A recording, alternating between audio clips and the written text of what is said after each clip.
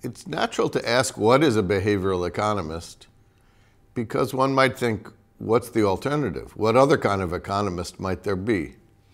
But economists have traditionally assumed that people are very, very rational, unemotional, and have no self-control problems. In our book, we call these imaginary creatures econs. And behavioral economists assume people are people, that sometimes they eat too much, smoke too much, save too little, and sometimes they need a little help. So probably the most famous nudge comes from Schiphol Airport. And what it is the image of a housefly that has been etched into the men's urinals. And men see it and they aim. And according to the people at the airport, spillage has been reduced by 80%.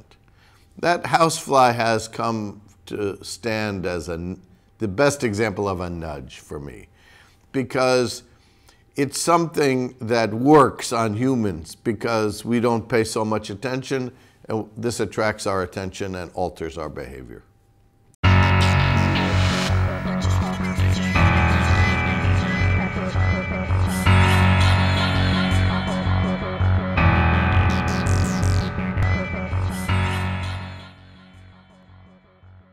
Behavioral economics is a mixture of psychology and economics. Both parts are important. So you can't have just the psychology, though, because you have to ask yourself the question, what happens in markets? So sometimes people can behave in funny ways, not very smart ways, and markets will make that behavior irrelevant and protect them. So for example, if someone sells me a mortgage that the rate is going to change in 2 years and I won't be able to afford it and my house will be foreclosed, then that's going to be very costly. So we need to understand how the market works and when will the irrational behavior be costly to individuals and to society, and when will markets take care of it? And that's the essence of behavioral economics. Another example of a nudge, a very practical one, is how we choose default options. That is, what happens if we do nothing? So in pension plans in the US, the typical default is if you do nothing, nothing happens. What some companies have done is said, when you're first eligible for the plan, you get a bunch of forms to fill out. If you don't fill them out, they enroll you anyway. So this switches the default, and what we know is whatever you choose as the default, many people will take because they're lazy, they're absent-minded, and so making it the default is a nudge. And switching the default increases the speed with which people join the pension plan by a lot. Who is nudging us?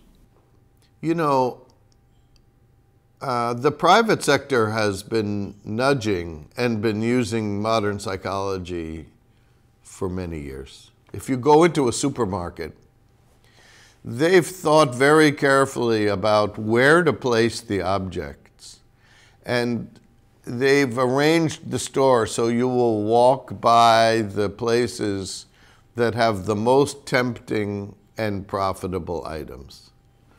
So they're nudging you. And the government has not been as smart about how it uses these tools. Now, we didn't invent these tools, and the tools can be used for good or for evil. Bernie Madoff knew how to trick people.